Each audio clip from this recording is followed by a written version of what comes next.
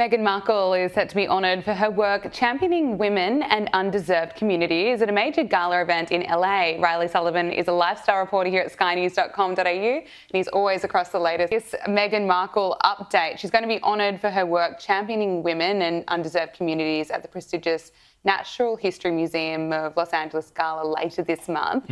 What's the story behind the decision to give this award? Interesting decision. As we know, I didn't really see an immediate link between the Natural History Museum of Los Angeles and Meghan Markle. It was sort of unclear the connection. I think that the award is ostensibly to honour her work supporting communities and women. I don't really see a connection. Meghan Markle just got publicly roasted on live TV, and the internet can't stop talking about it.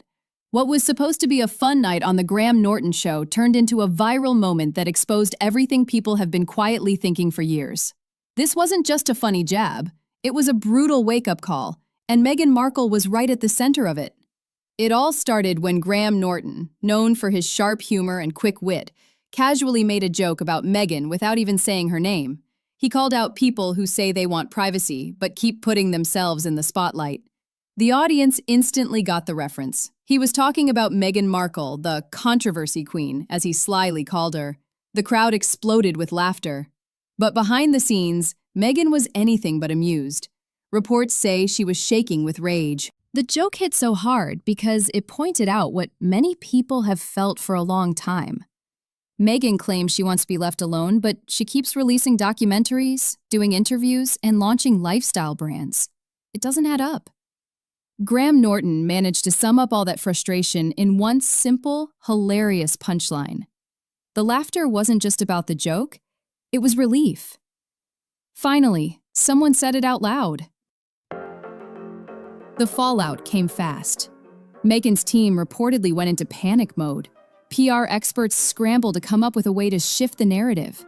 They knew this wasn't just some throwaway line. It was a direct hit on Meghan's carefully crafted image. One consultant said it perfectly.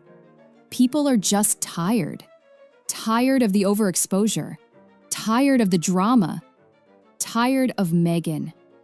And honestly, that exhaustion has been building for years. The thing is, Norton's joke wasn't even mean. It was clever. It didn't have to be cruel to land the punch.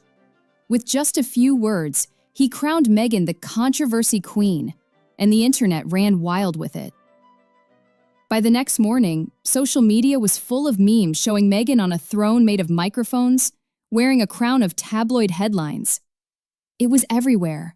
People online didn't hold back. Twitter threads popped up, TikTok videos recreated the moment, and Instagram flooded with funny edits. The nickname Controversy Queen stuck because it felt true. It fit the narrative that has followed Meghan for years.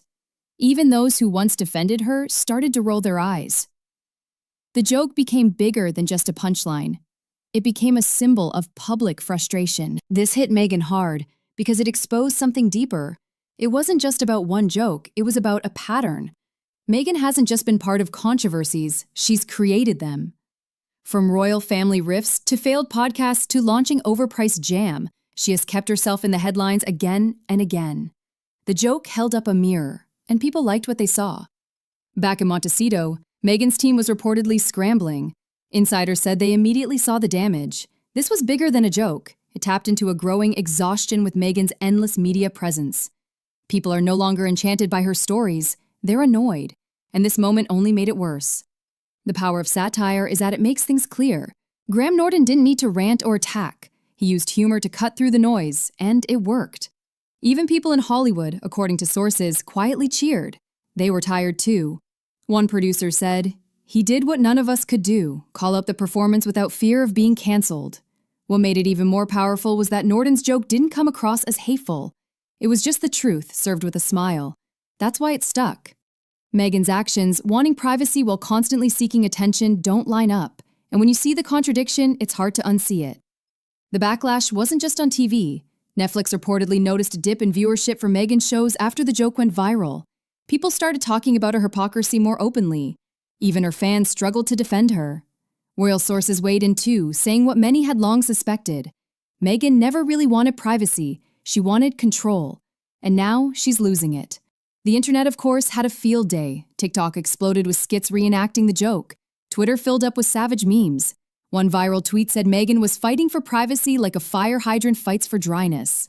The message was clear. People were done playing along. It didn't stop there. Late-night shows began to pick up the joke, weaving it into their own segments. YouTube creators made commentary videos dissecting Meghan's controversy queen moment. Everywhere you looked, people were talking about it. Some tried to defend her, saying the joke was unfair. But most agreed, this moment wasn't mean-spirited. It was overdue. Meghan's response? Silence. And that silence backfired. In today's world, not responding can seem like you're hiding, or worse, that you can't take a joke. The public noticed. Instead of laughing it off or showing humility, Meghan disappeared. And that just made people pile on even more. The public's memory is long when it comes to public figures who preach one thing and practice another. People began revisiting old interviews, looking for more contradictions. Clips of Meghan and Harry's Oprah interview resurfaced, with new captions highlighting moments that now felt rehearsed or insincere. Her Netflix series, once seen as intimate, began to look more like staged productions. Every past moment was suddenly up for reevaluation. And then came the think pieces.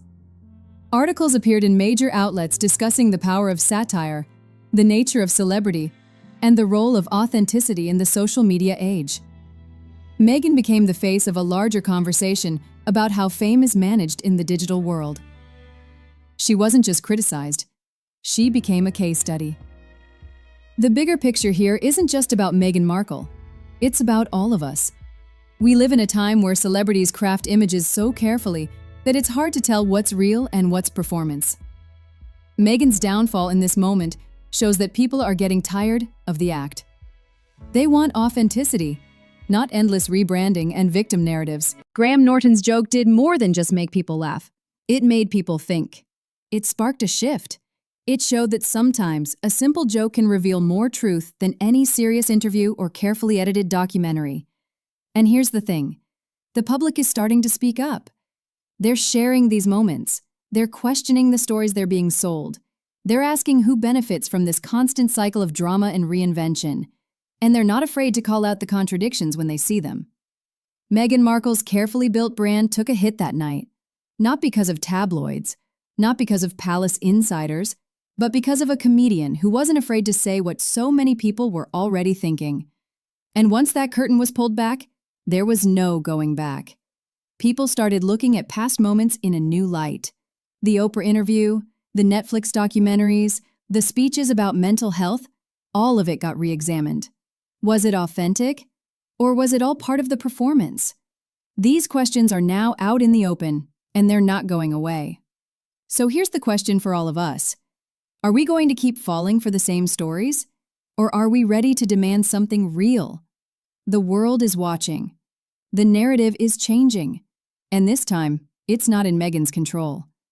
It's time to stop blindly accepting polished narratives. It's time to think deeper about the media we consume and the people we idolize. And it's time to hold everyone, even those in the spotlight, accountable for the images they create and the stories they tell. Because at the end of the day, authenticity matters, and no carefully crafted brand can hide the truth forever. The Meghan moment may fade, but the lessons it taught us about media, perception, and the hunger for honesty will stick around.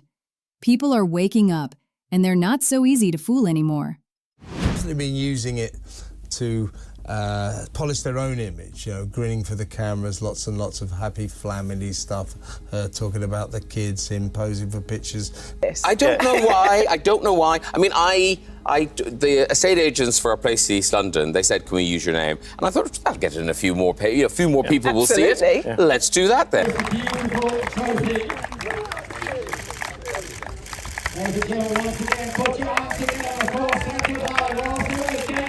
All week, Meghan Markle really awkward encounter after she tried to join her husband and his polo teammates on stage after a match last week. Now, one sharp joke on British TV can break a fairy tale in seconds. Graham Norton, the king of clever talk show laughs, leaned into his red sofa and called Meghan Markle a mini Brigitte Macron. the crowd roared. Cameras caught his playful smirk. Far away in sunny Montecito, insiders say Meghan's perfect smile cracked like glass. Why so much heat from a single word? Mini means you are the budget copy, not the real deal. That tiny label set off a chain reaction. Memes, headlines, and a frantic PR scramble, turning an A-list dream into a global roast no publicist could silence. The studio applause was still echoing when the clip sprinted across social feeds. Phones buzzed from London taxis to Los Angeles living rooms. Within minutes, Mini Macron sat atop the trending list.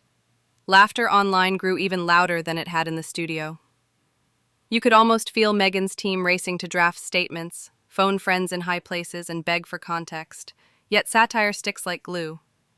When a trusted host delivers the jab, you cannot label it bullying. Culture claps, and no one can force it quiet. Days later, Meghan's camp shared bright news. She would be honored at the Natural History Museum of Los Angeles for uplifting women and underserved groups. Fancy headline, right? Still, the timing made eyebrows climb. Viewers asked, what does a dinosaur hall have to do with podcasts, candles, and crystal jar jam? The gala invite felt like a glitter shield, a fresh distraction from the roast. Awards shine, but spotlights also show every scratch. Some fans cheered for her good deed. Others shrugged and clicked away, searching for the next meme. This Meghan Markle update. She's going to be honoured for her work championing women and undeserved communities at the prestigious Natural History Museum of Los Angeles Gala later this month. What's the story behind the decision to give... Interesting decision. As we know, I didn't really see an immediate link between the Natural History Museum of Los Angeles and Meghan Markle. It was sort of unclear the connection. I think that the award is ostensibly to honour her work supporting communities and women. I don't really see a connection here. You can think of in recent times was, of course, during the horrible Los Angeles wildfires. I think her and Harry really sort of stepped up. They volunteered. I know they donated some money. So I think, in terms of the Los Angeles area, that's the only real... Inside Meghan's mansion, whispers told a wilder story. Staff, phones glued to ears, dashed room to room trying to calm the storm. Meanwhile, X, once called Twitter, exploded with side-by-side photos, Meghan's crisp white pantsuit beside Brigitte's famous one, captioned, Wish.com versus the real thing. Ouch. These weren't tabloids twisting words. They were everyday users spinning jokes that stuck. When the public laughs with Graham, not at him, spin doctors lose their superpowers. How do you battle GIFs that refresh faster than any press release can load? Behind the glare sat a deeper sting. Meghan has spent years trying on famous images like costumes. First, she echoed Diana, the beloved royal rebel. When that fell flat, she tried Oprah's calm voice and gentle life lessons. Then came Gwyneth's glow. Pricey candles, spotless kitchen shots, warm captions about growth. Now critics claim she wants Brigitte's quiet strength on the world stage. Each leap feels like dress-up day at a costly shop. People no longer see a leader. They see a collage of borrowed poses. Authenticity slips away, replaced by snapshots of someone else's style. While memes multiplied, Meghan's big projects wobbled like loose wheels. With Love, Meghan, the Cooking Plus Heritage show, slid off Netflix's main page without a splash. Numbers tell the tale. Weaker streams, dropping views, shrinking buzz. Even a $20 million deal cannot save content that fades faster.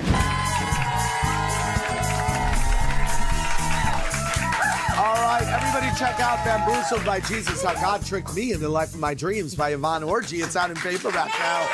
Graham's novel Forever Home is available Tuesday, September 19th. Gadi Peleg from Bread's Bakery.